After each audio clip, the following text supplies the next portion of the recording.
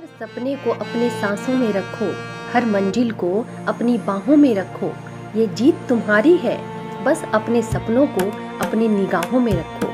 कई बार हम जानकारी के अभाव में गलती कर देते हैं। हमें उस बात का एहसास काफ़ी समय निकल जाने के बाद दूसरों से होता है।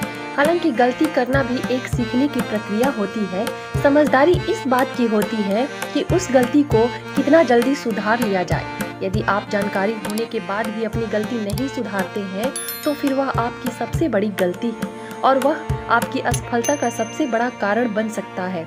आइए जानते हैं एक राजा और एक किसान की प्रेरक कथा।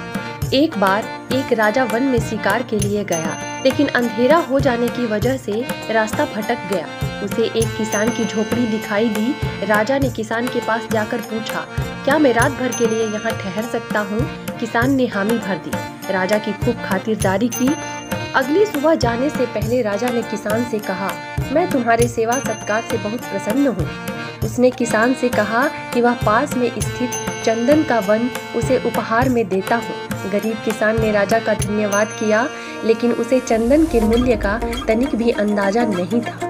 वह चंदन की लकड़ियों को जलाकर उसका कोयला बेचने लगा। एक दिन बारिश के कारण लकड़ियां भीग गईं और वह कोयला नहीं बन सका। वह कुछ टहनियों को काटकर बाजार ले गया।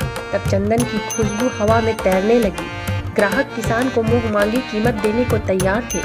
किसान पेशोपेश में था कि ऐसा क्यों हो रहा है। एक ग्राहक से पूछने पर उसने चंदन की कीमत बताई तो किसान की आंखों में आंसू आ गए। उसे एहसास हुआ कि कैसे उसने जानकारी के अभाव में चंदन की लकड़ियों को बर्बाद कर दिया। तभी एक संत वहां से गुजरे। उन्होंने किसान से कहा कि पछताओ मत, दुनिया में हर व्यक्ति कोई न कोई गलती करता है। इसी प्रकार हर क्षण कीमती होता है, इसलिए उसे कभी बर्बाद नहीं करना चाहिए।